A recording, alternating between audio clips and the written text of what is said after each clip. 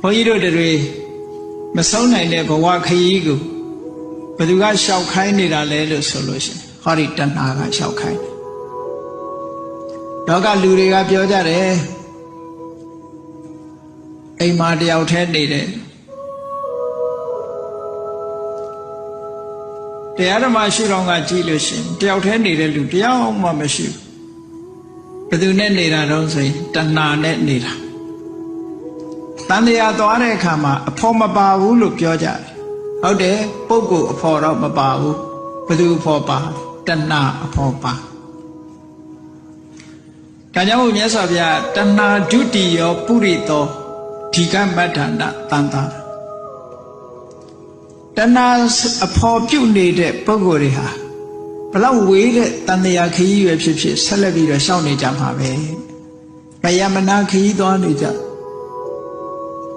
ဗယမနာခရီးသွားနေကြမယ်ရှီလျားတဲ့ခရီးကြီးကိုရှောက်လန်းနေရတာဟာသူ့ကြောင့်ပဲမြတ်စွာဘုရားသခင်ကိုယ်တော်မြတ်တရားဓမ္မကျင့်လို့ဘုရားဖြစ်ရောက်တဲ့အခါမှာဥဒန်းကျူးတဲ့ဂါထာတစ်ခုအလုံးတရားနာပရိသတ်တွေကြားဖို့ကြတယ်မိမိတို့အိမ်မှာကိုးကွယ်ထားတဲ့ရုပ်ပွားဆင်းတုတော်ဘုန်းကြီးတွေပင့်ပြီးတော့အနေကစားတင်တယ်ဆိုတာလုပ်တယ်လေအဲ့ဒီအနေကစားတင်တဲ့ဂါထာတွေကိုရွတ်ဖတ်တဲ့အခါမှာ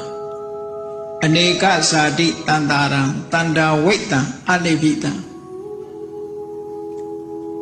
တန်တရားခရီးကိုမရေမတွက်နိုင်လောက်အောင်များပြားတဲ့တန်တရားခရီးကြီးကိုသူလျှောက်လှမ်းခဲ့ရတယ်ဘာဖြစ်လို့ရှောင်လန်းခဲ့ရတာတုံးဆိုအနိဗ္ဗိတဒီလိုခရီးသွားနေအောင်ဘယ်သူကနေပြီးတော့လမ်းပြလုပ်ပြီးတော့ဆွဲခေါ်နေတာလဲဆိုတာသိနိုင်တဲ့အသိဉာဏ်မရလို့တန်တရားခရီးရှောင်နေရတာတဲ့ဘယ်သူကနေပြီးတော့ဘဝတွေကိုတိဆောက်နေတယ်လဲလက်တွေကိုလိုက်ရှာလို့မတွေ့လို့တန်တရားခရီးရှောင်လန်းနေတာကဟကာရံခဝေတံတောဒုက္ခဇာတိပုဏ္ဏပုခန္ဓာအိမ်ကြီးကိုဆောက်လုပ်နေတာဘယ်သူလဲလို့မေးလိုက်တဲ့အခါတဏှာဟာလက်တယ်ပဲ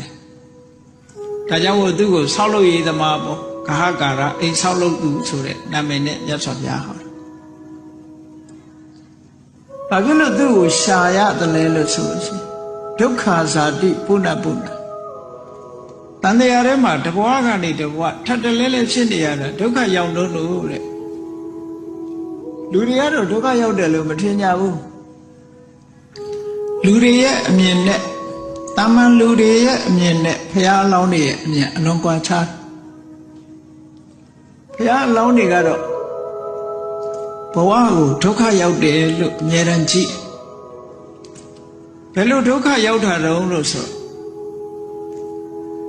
ဘုရားလောင်းတွေကဘဝကိုသုံးသပ်တဲ့အခါမှာပဋိစ္စသမုပ္ပါဒ်နဲ့ဆင်ញင်သုံးသပ်ပြီးဆိုလို့ရှိရင်မျက်မှောက်လက်တွေ့အခြေအနေတရားကိုရှေ့တန်းတင်ပြီးတော့ဆင်ញင်တယ်ကိစ္ဆာဝတ္တယံလောကောအပ္ပန္နောလောကဆိုတာတတ္တလောကကြီးကိုပြောတာတတ္တလောကကြီးတစ်ခုလုံးဟာတဲ့ဒုက္ခရောက်နေတယ်ကိစ္ဆံဝတ္တယံလောကောအပ္ပန္နောအလုံးဒုက္ခရောက်နေတယ်ဘာဖြစ်လို့ဒုက္ခရောက်နေတယ်လဲလို့ဆိုရင်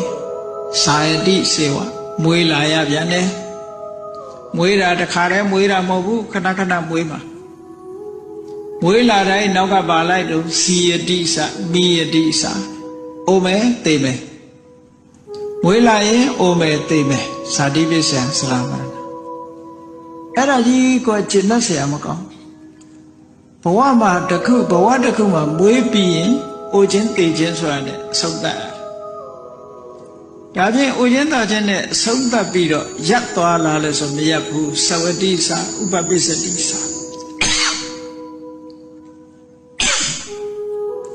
တဘဝကနေနောက်တဘဝတစ်ခုပြောင်းအောင်မယ်ဝေးလာလိုက်အောင်မယ်ဖြစ်အောင်မယ်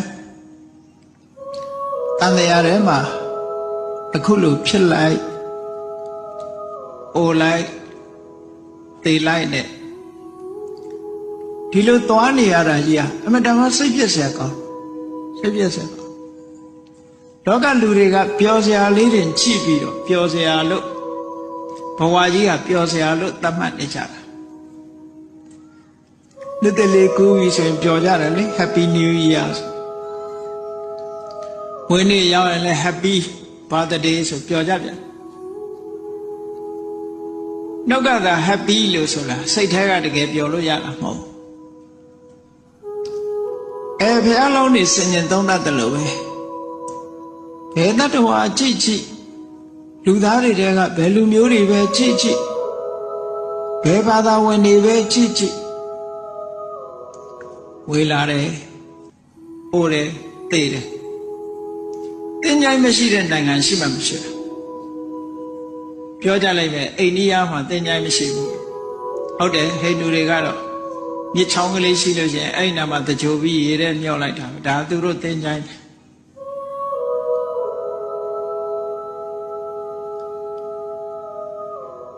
လောကလူတွေဟာဝေးလာပြီးတော့အိုပြီးတေချာရာကြည့်တယ်အဲ့ဒါကိုကဘဝဆိုတာကျင့်တတ်เสียမကောင်းဘူးလို့ကျင့်တတ်เสียမကောင်းတဲ့ဘက်ကကြည့်တာဒါဖြင့်ဘဝဟာကျင့်တတ်เสียကောင်းတာတွေရောရှိသလားဆိုရှိပါတယ်ရှိလို့ပဲလူတွေကပြောနေကြတာပေါ့ဘဝရထားလို့ရှိရင်မျက်စိကလာတာပါတာတွေမြင်ပြီးတော့စိတ်ထဲကချမ်းသာမှုတွေရတယ်နားကကိုကြိုက်တဲ့အတန်လေးကြားရရင်စိတ်ချမ်းသာမှုတွေရကြတယ်နှာခေါင်းကမွေးကြိုင်တဲ့အနံကလေးရှူရရင်လျှာကကောင်းတဲ့အရာသာလေးစားရရင်ခန္ဓာကိုယ်ကအထီးတွေ့ကောင်းတာလေးထီးတွေ့ရတယ်စိတ်ထဲကကောင်းတဲ့အတွေးလေးတွေတွေးရလို့ရှိရင်ပျော်တာပဲပေါ့အဲ့ဒီပျော်ရွှင်မှုလေးတွေပေါ့ပါလူတွေဟာตาယာပြီးတော့နေကြတယ်ဒါဘဝရဲ့ตาယာပဲသာဝရตาယာလို့ရလာလို့ဆိုမရဘူးตาယာမှုတည်တခဏမျှတာဖြစ်တယ်မတမ်းမအချိန်တိုတောင်းတယ်အချိန်တိုတောင်းတော့လေလူတွေဟာตาယာမြဲตาယာနေတယ်ဘယ်သူကြောင့်ตาယာလာလဲဆိုဟောဒီဘဝတဏှာကြောင့်ตาယာကျင့်တတ်တယ်ဘလောက်ပဲဘဝကြီးဟာဒုက္ခရောက်မျက်ရည်တုပ်ပြီးတော့ပြုံးတော့တာပဲလူတွေနော်မျက်ရည်တော့ကျလိုက်တာပဲငိုလိုက်တာပဲပြီးရင်တော့ပြုံးသွားပြီကလေးလေးတွေနဲ့အမတန်တူတယ်မိဘလောက်တဲ့လူကကလေးလေးကိုဆုံးမလိုက်ရိုက်လိုက်လို့ရှိရင်တင်မားလေးပုတ်ပြီးတော့ပြင်မဲ့ရောက်တော့ရည်နေတယ်အဲ့ဒါလည်းပဲလောကလူသားတွေဟာဒီနာမျက်ရည်ကျပြီပဲလို့ဟိုနာကျတော့ပြုံးနေကြပြန်အဲ့ဒါကြောင့်မလို့တန်တရားဟာမဆုံးနိုင်ကြဘူးတဲ့ဘဝတဏှာရှိနေလို့တန်တရားမဆုံးနိုင်တာ